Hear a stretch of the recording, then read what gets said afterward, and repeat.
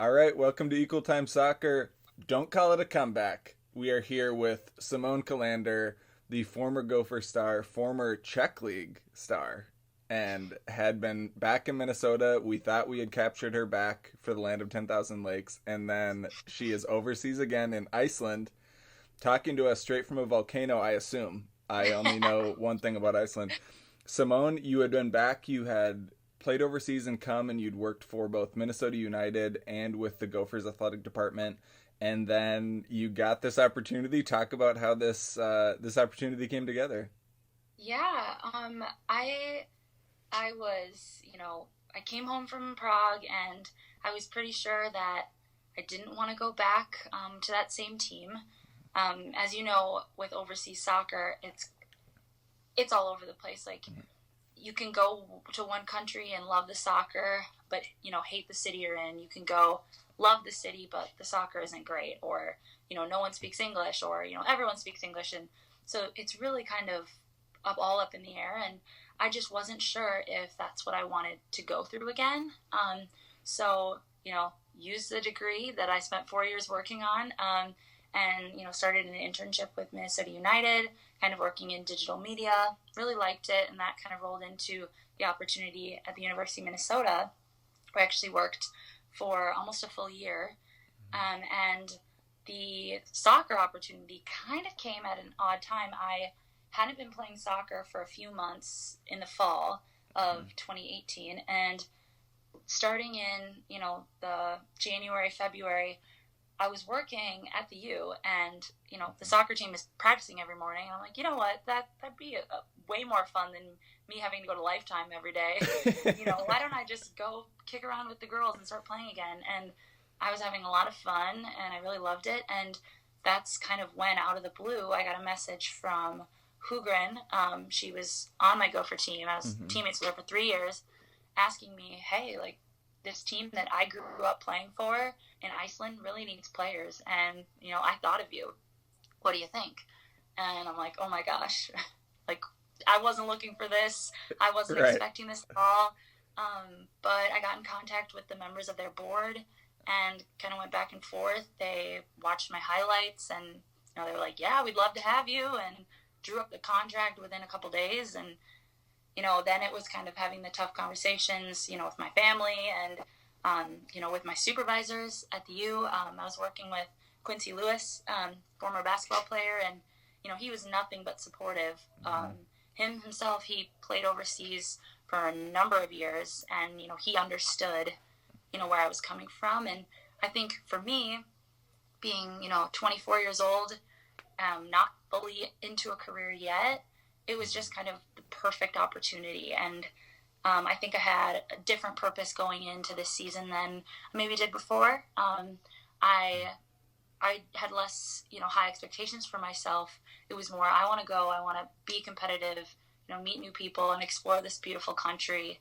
And I could feel it when I got here, like, so much less stress, just understanding, how it was going to work. I knew there probably wouldn't be a trainer there every single day. Just knowing those type of things made it so much easier coming here. Just a completely different mindset, because you kind of had a chance to experience the Czech Republic, the Czech League, and the Champions League, and then come home and sort of, like, fully digest all of that away from the field. So you just go back, so much more chill. Well, and absolutely. Hoogs, who would have thought? Just killer Icelandic recruiter. There we go. And what's even more amazing is I got out here before she was done finishing school. So, I'm texting her. I'm like, when are you coming to Iceland? Like, when are you coming home? I'm so excited to see her. And so she graduates and she comes back and she starts working full time here. She has a job, and our team it's interesting. We have a lot of really young players. And when I say young, I mean they wouldn't even be in college yet. They're under 18. Oh, wow. Yeah. And so there's a few girls that come back for the summer, but they're playing college soccer. So, they're only here for a few months. They'll miss part of our season. So our roster kind of is fluctuating every game, and our coach reaches out to Hugren and says, hey, can you start coming to trainings?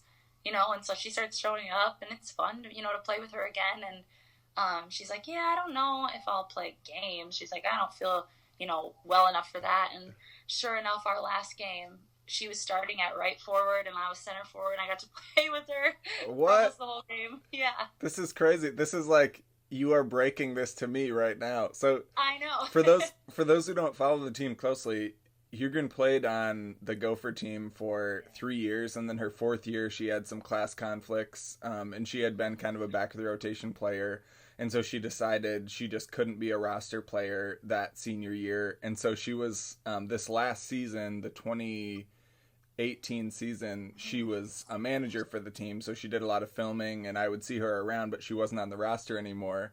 But she was still in Minnesota with the team for 4 years, and so that's how Simone knows her.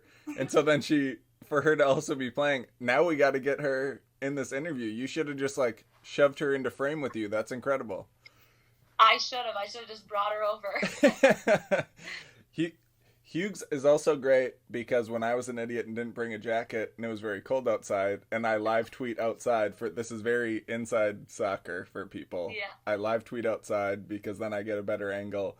And I didn't bring a jacket and I was freezing cold, and I borrowed a coat from her, and she's this small female soccer player, and I'm 190-pound goony dude, and I wore her coat. It was actually very comfortable. So very weird story, very weird reveal. But Simone, you get there in May, so you've actually been there for a while now. So you've had a chance to settle in. Talk about kind of what your expectations were of moving and living in Iceland and what it's been like now, because you really have had a chance to kind of get there and like figure out your rhythms and your commutes and maybe like the neighborhood you're living in. So talk a little bit about the off the field part of just what you were expecting versus what you've been experiencing. Yeah. So everything I think I kind of compared to Prague. I was like, okay, so I got to Prague and I lived in a hotel for a week. So I'm talking to myself like, okay, Simone, be ready for anything. Just, don't be stressed if there's not a room for you, if you don't have a pillow, not that was going to happen, but, I was ready for anything. But no, I got picked up at the airport by the head coach. I didn't know it was the head coach. They had just said, this guy is picking you up. And then they sent me a photo of him. So I knew what to look for. And, I see this guy with the classic like Icelandic wool sweater, yes, greeting me at the airport. Yes. So that was just automatically like comforting just to see someone. I'd never met him before, but just to see someone that you're going to get to know, just makes you feel good. And then they brought me to my apartment, and my other two roommates were already here. So I live with a girl from Turkey, who's a midfielder on our team, and then another American who's a goalkeeper. So they were already here, and, they opened the door and were super friendly right away. And, we live in a pretty big apartment when it comes to, European living. We have a huge living space, and the kitchen is giant with lots of appliances, and cabinet space. So, I was like, okay, this is nice. Like, I really like it. And then, I had my own personal room, kind of like a big bed, which is good. You never know what you're going to get. Like, get to sleep there for 4 months. And yeah, so the first day I was pretty jet lagged and just fell asleep for like 5 hours right when I could. And then it's just kind of like, okay, getting my bearings. We have a car, so that's nice. So I just kind of rode along with my teammates for the first week. They showed me where the grocery store was, where training was. And then I got my SIM card for my phone, so now I can have service outside of my apartment. So then that's like, okay, now I can just GPS everything and I'll figure it out. So yeah, it's been fun to explore a new place. It's so small. I mean, like when I first got here, I'm nervous, like, oh gosh, like I'm going to get lost. I mean, there's just like 3 different highways and you're through the city. There's 200,000 people, I think, in the Reykjavik area, which is less than Minneapolis. And that's, where I spent the last 4 or 5 years of my life navigating. So, it's daunting at first because, it feels so foreign, but no, it's very, very easy. And I feel spoiled because everyone speaks great English. So it's easy when it comes to that. Well, so talk a little bit about the league then. I mean, Iceland is obviously Reykjavik is the main like population center. So then is it like a lot of those countries where like a ton of teams are in Reykjavik but a few are outside? Like talk about the league you Yeah. walked into. Yeah, so I think there's 7 of us in Reykjavik area. So I mean that's like 10-minute drives to play our opponents, which is nice. So I mean it's different because there's no team bus. Like we don't all get on the bus together and Right. get ready and drive together. It's like, meet you there at 5:45 and you just park and walk in. So that's a little bit different. Right. But we have one team that is in Keflavik, which is near the airport, which is about 45 minutes south. And then, so that's not too far. And then another team that's about 30-40 minutes outside of Reykjavik. And then one team 5 hours north. They call it the capital of the north. It's Akureyri. I think it's the next biggest area besides Reykjavik. 5 hours north. Yep, so they're way up there. Sorry, we do have another team that's on an island off of Reykjavik. So there's like, I forget what it's called, but the team is called IBV, and they're literally on an island. So to get there, we haven't gone there yet. They came to us first. We'll drive to a ferry, and then we take a 30-minute ferry down to the island to play. But the girls have told me that when the weather is bad, which is very often down south Iceland, if it's too windy, the ferry can't make it, and you have to do some 2-hour like detour to get to the island. So, I can only imagine that travel day is going to be very interesting. Simone, I think I speak for literally everyone when I say your 5-hour North Iceland road trip and your 2-hour ferry sea adventure road trip. You need to send a series of videos to us so we can tweet those out, because I think I speak for everyone in Minnesota when I say we want that content. Absolutely, I will do my best. Oh. We play the ferry road trip is coming up soon, I think. So I'll be sure to let you know. That is ridiculous and awesome. That's like the new Canadian Premier League that started this year. There's like a team that plays on, I don't know, I'm gonna mess it up, but on like Halifax or some island that's just like this little 5,000 seat stadium on some random like island town that you would never assume is like one of the 8 Canadian soccer teams, but you look at their stadium, it's ridiculous. It's like you can see the ocean like right out of it. It's so crazy. So cool. That's very so funny. cool. Yeah. Well, and talk a little bit about, you kind of mentioned that the league your team has some really young players and then a few players who come back from college, and then obviously you signed a contract. So is it kind of a mix of professional and then some players who are kind of developing up kind of academy style, or like how would you describe the mix of folks on the team? Because obviously with a few different international signings, that's a pretty decent investment. So they are kind of investing in parts of the team, but then are other parts meant to be kind of developmental of like Icelandic talent and all that? Yes. So my club is very interesting. We are Haukau Vikinger, so we're two separate clubs. So there's a men's club for HK and a men's club for Vikinger. And at a certain age, I think it's around 15, they combine the two clubs on the women's side, just because there's not as many girls playing. So we have a team below us that kind of serves as like our under 19, maybe under 19, under 18 team. Yep. Which is funny because a lot of girls that are on my team could be on that team.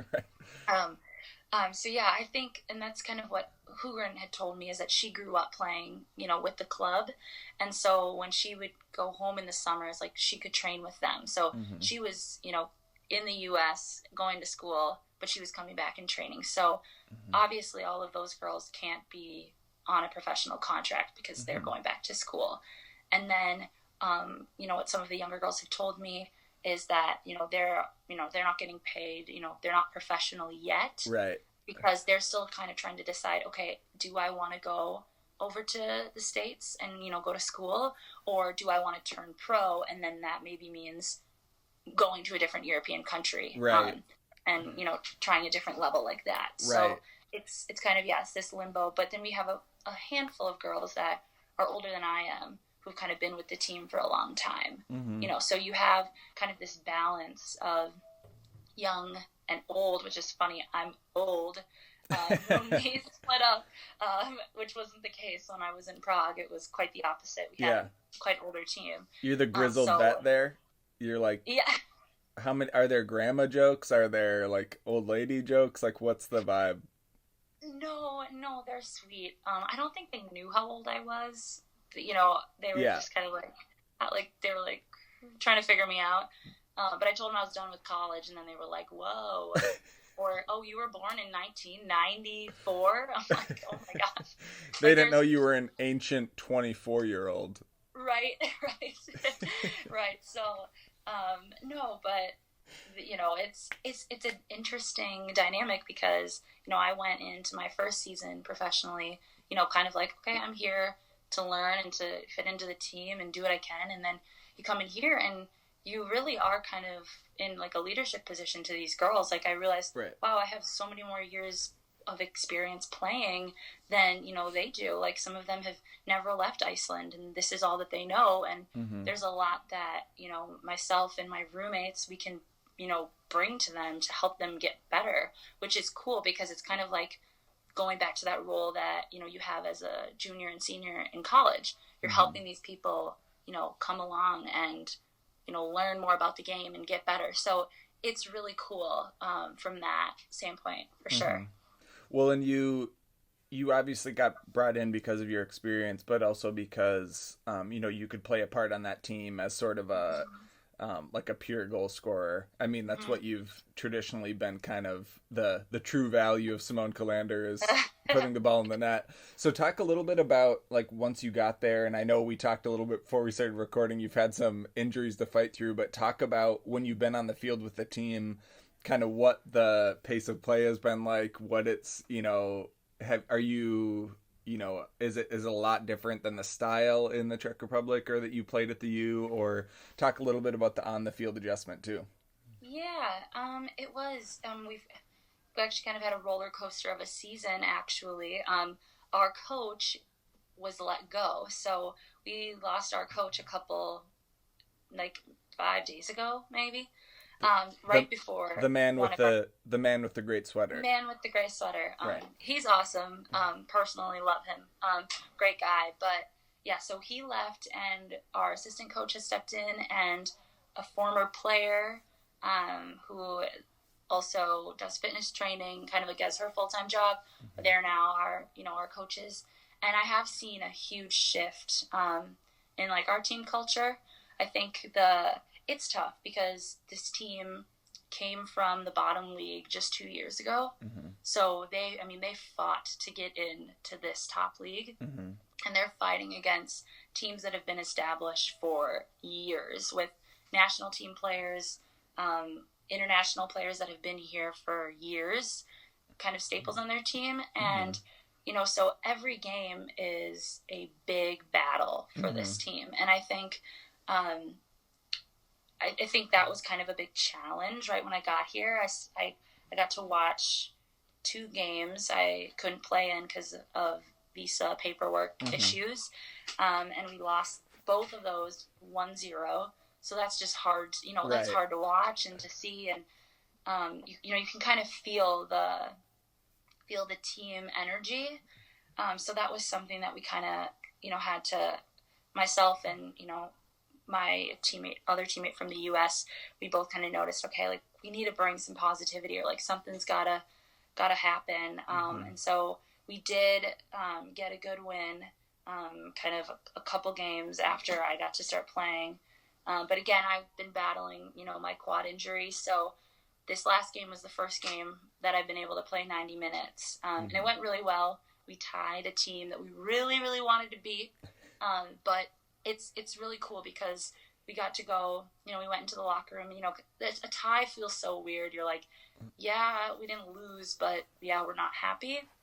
Yeah. But, the girls are in there and, one of them's on their phone and they're like, hey, like we moved up a place in the standings. Like this point helped us. And I could feel the energy from the girls. There's girls who've played on this club since they were 5 years old, and this means so much to them, and it's really cool to see that and kind of start to be a part of it.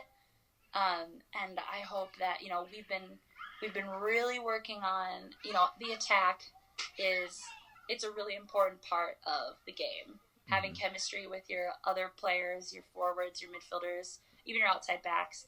And that chemistry can take months to develop. I remember in college we spent, 4 months of the spring working on that, like playing with the people we're going to be playing with in the fall and making sure we understand where we're going to be. So that's really tough when it comes to playing overseas, because you just get thrown in and there's people from all different countries with different styles. So I really feel like we're starting to kind of click. My roommate from Turkey, she's a center midfielder, and I've been kind of playing either center striker or kind of like a number 10 next to her. And we've been clicking a little bit better, and it takes time. And especially with these young players, we have so much athleticism, so much speed, but sometimes, the ideas are just a little off. When you're playing with a 16-year-old, I mean, I think back to myself at that age, like, oh my gosh, I don't know if I could even be doing what these girls are doing. They're playing at a high level at a young age. And so it's just kind of figuring out, how everyone plays and, giving each other confidence. And it's a whole new challenge that I did not have to deal with, my first time around. Yeah, and I think when it is clicking, what kind of, when you do get that feeling of like some chemistry, what's the kind of style that you're seeing, or, when it feels like it's clicking well, how would you describe like the way you're trying to play, or even like are you playing like kind of a 4-3-3 or a 4-4-2, or, talk a little bit about kind of when it's going well or when it's going by design, what does it look like on the field kind of formation wise? Yeah, I think we're still kind of trying to find our team and our style, with the coaching change, and kind of a different lineup each game. We've had a few injuries. We have a 17-year-old center back who has been out for a while, and was really great for us. So that makes it difficult. We've played a 3-back, we've played a 4-back, we've played 5 in the middle. So we've kind of done a lot. Yeah. Which is hard for anybody, to kind of adjust to. But I would say in our last game, like, we showed that we can possess the ball around teams. And we really did. We built it from the back. Everyone felt comfortable on the ball, and we were able, to get it all the way from our goalkeeper up to our front and keep it, and not, just take the first shot that we see or play that, because, people get excited. Like, there's that long ball. It looks like it's on. Yeah. I'm playing it right away, and we looked really good, and our coaches could see that, and so it was something positive that we could take out of that. And I think we have a really important game coming up next. The team we're playing, I think, is only a point ahead of us, so it'll be a good test again. That's great. I love it, and it's so like funny to see the difference of. It seemed like last year things were fairly, like, there wasn't so much of that like change necessarily. You weren't, or 2 years ago when you were, or now 3. Now I'm mixing up my timelines. It's a long time ago. No, that's okay. Yeah. But it seemed like that wasn't one of the challenges of like an ever changing roster and changing coach and all of those things. So it's interesting, just every situation is so different. The challenges are so different. And so having to be like a grizzled, composed veteran for a younger team is so funny for, only your second professional spot. So that's so interesting. Yeah. But, it's been great as well too. Yeah. Okay, Simone, now it's time for the real stuff. We are going to transition into a segment I like to call The Internet Said It. So we're going to assume the internet is right in this era of ever-changing facts, and we're going to let you challenge these facts that I'm going to list for you. So first, the internet said at Sparta, your team in the Czech Republic, in Prague, beautiful Prague, that you played 69 minutes across 3 appearances and only in Champions League matches. Is that true, or would you like to correct that? I would like to correct that because I like to think that I was actually there for our, I don't know, like 14 league games. Yes, that's great. Yeah, so no, I don't think that's quite right. Okay, But I don't know who keeps the stats over right. in the Czech Republic. This was from, believe it or not, a very reputable source, but I think they only go so deep Yeah, into different leagues. I'm So, sure. Yeah, so I think they maybe only go so deep in the Czech Republic as to cover Champions League games. So, yeah, for our listeners and that's watchers, fair. tell us your estimated stats in very broad terms that you maybe played, like games played and goals or whatever for your Czech career. Mm-hmm. Yeah, that's tough. Trying to think. There were I remember you scoring 8 some teams. goals. Yeah, there were 8 teams, I think, in our league. I think there was Yep. 8. And there were only 2 teams that, we were pretty competitive with. Mm-hmm. The rest we won at least 5-0 every time. Right. I do remember scoring a hat trick, but we did win like 20-0. That was that one game I told you about. That team, I don't think that was a real game. It was I don't know what that was. It was a very USA Thailand vibe. Oh yeah. Is that what you're saying? Very much so. Okay. So you at least scored 3 goals. At least, I mean, throughout those games, I think I probably had 10 goals. There we go. Double digits.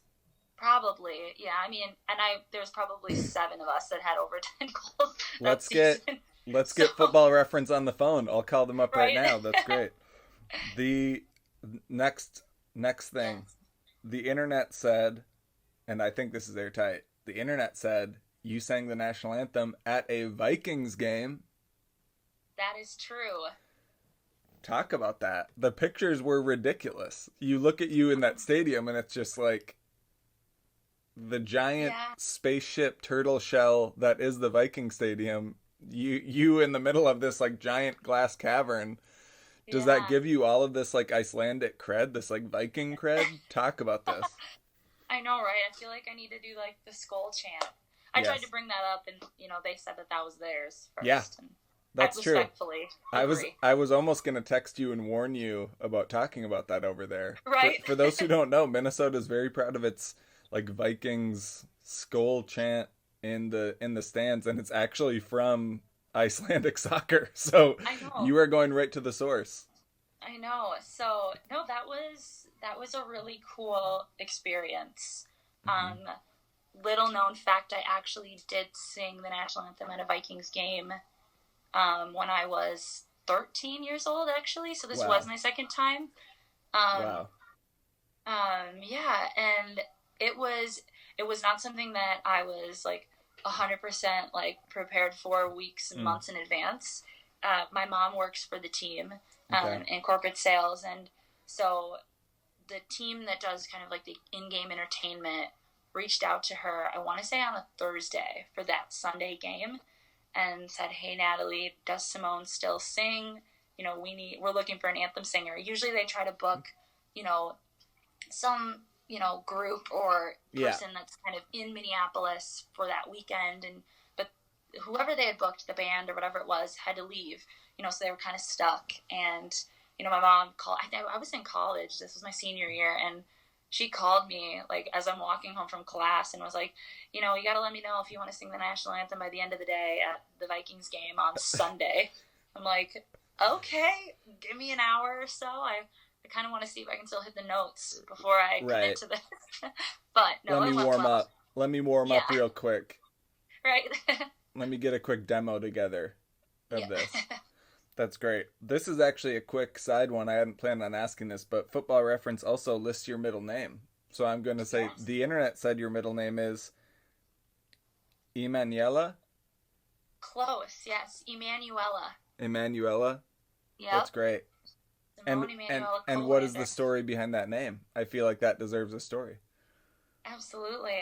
My mom majored in French at the University of Minnesota. Okay. She studied it, wanted to become a French teacher and a soccer coach. Mm-hmm. Didn't end up doing that, but love the language, love the culture, and actually Simone and Emanuela are both French names that she really loved and put it together for me. And it's funny, a lot of the, like even in the Czech Republic and here, when they announce my name before games, they say the entire Simone Emanuela Kolander. I'm just like, you don't have to say it all. They don't really do that in the U.S. You must have really filled out that paperwork fully, comprehensively. Yeah. Clearly that, I think you joked about this before, that multilingual vibe must have carried over into your personality, because when you were with Minnesota United, players thought you were a translator, right? They did. Well, yes, Or maybe it was team staff thought you were a translator. Someone greeted me, and would ask if I could, translate with the players. I said, I'm so sorry. It's like half the roster doesn't speak English as their first language, so there's a high need. Very busy. Yep. This is maybe my favorite one, and I hope this is true. The internet said you were an extra in the movie Fall Into Me, a romantic comedy about lies and love. The lies we tell to get the love that we want. Maria and Steve, two unlikely liars, find their lies colliding and their lives changed forever. And it filmed in Minneapolis. Is this true? Do you have a year for that? Like, does it have 2006. Okay, yeah. No, I definitely did that, but I don't really have any memory of it. I think I was maybe 11. But I did a lot of musical theater and modeling growing up. And so I think this was one of those things where it was just kind of like an open call, and my mom was like, yeah, like, let's try it. I have like a really faint memory of being like in a classroom. Yes. And like being there for like one day, and I was just kind of like in the background. And then I remember seeing it like written out like on my like child resume, like that I was in this movie. But I've never seen the movie. I have no idea if I made a cut, like if I'm even in it. I think you're in it. You have an IMDb page because of it. I was so confused. I was trying to figure out if it was another person. But it filmed in Minneapolis, so you were like, it must be true. Yeah. Yeah. The description, what I read was the description on IMDb. I can't even handle it. I wish I had better like memory of this, or it was just kind of like a random thing that I did for one day. You know what's really funny is Minnesota had a run of having pretty big time movies being produced here when we had the Snowbait program. So there was a governor in the 90s that helped fund like the film board to a certain degree, and that's how the Mighty Ducks, Iron Will, Jingle All the Way, Grumpy Old Men, like all of these movies, so funny. There is a run of movies in the 90s that were filmed here. So like semi-famous to famous Minnesotans like Joe Mandy and other people tell stories about being an extra in Jingle All the Way or other movies like that. I don't think there's as many people who have childhood stories from the mid-2000s when the rebate did not exist. So you are hitting a sweet spot. We are going to have a watch party for this movie at Blackheart. I will get Equal Time Soccer fans. If you can figure out how to find/stream this movie somewhere, I really want to see it. And we will do a post-movie Q&A with you, and it's only going to be about acting and performing, and it has nothing to do with soccer. Yeah. This podcast has gone off the rails, and I am so happy about it. I am so happy about this. Last but not least, and probably the least secret of all of these things, although the Vikings thing was pretty public too. This is very, very widely known, but I think very sweet. So the internet said you are JP Makura. Am I saying it right? Makura? Makura. Yeah. You're JP Makura's girlfriend. You are both from the same part of the metro area.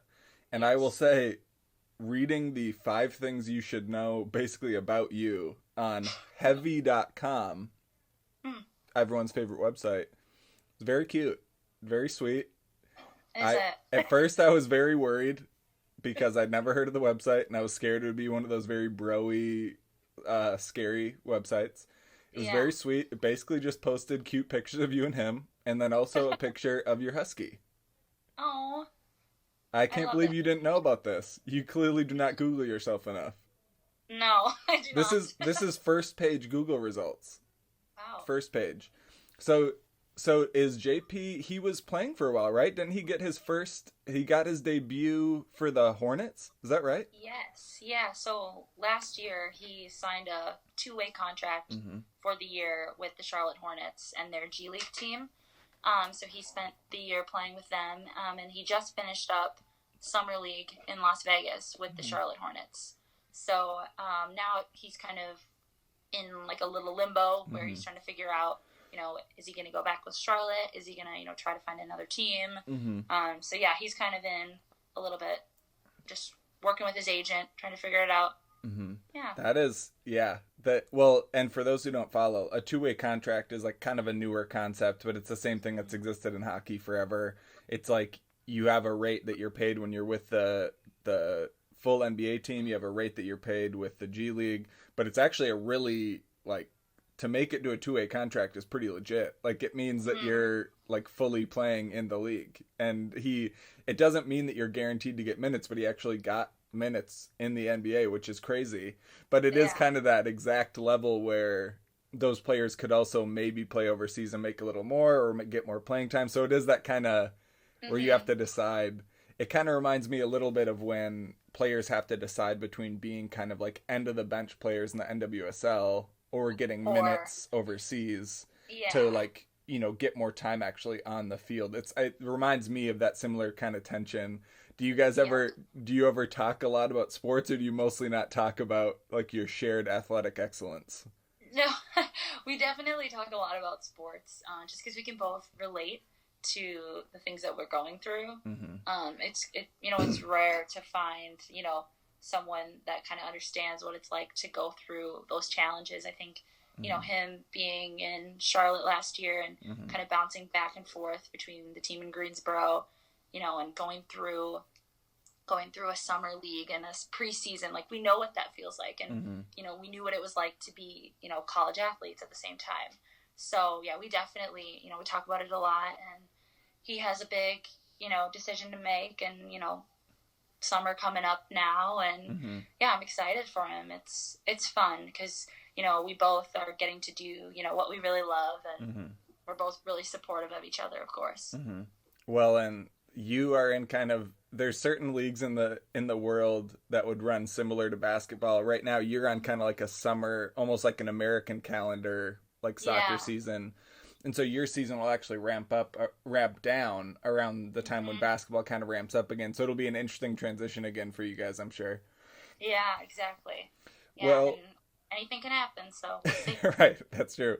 Well, and Simone, you have a few of those games coming up. We will make sure to get some great ferry content from you and some great glacier content from you on your trip way up north, on your trip down south. Absolutely. Keep killing it over in Iceland. We will have to get at least a quick interview with Hughes since she's the one who got you this gig. Oh, Like, we'll absolutely. have to ask her what her finder's fee was, if she got a good sweater for it, if she got cash for it. All of that stuff is so great. But Simone, thank you so much for doing this, and good luck the rest of the year. Thank you so much, Matt. I appreciate it.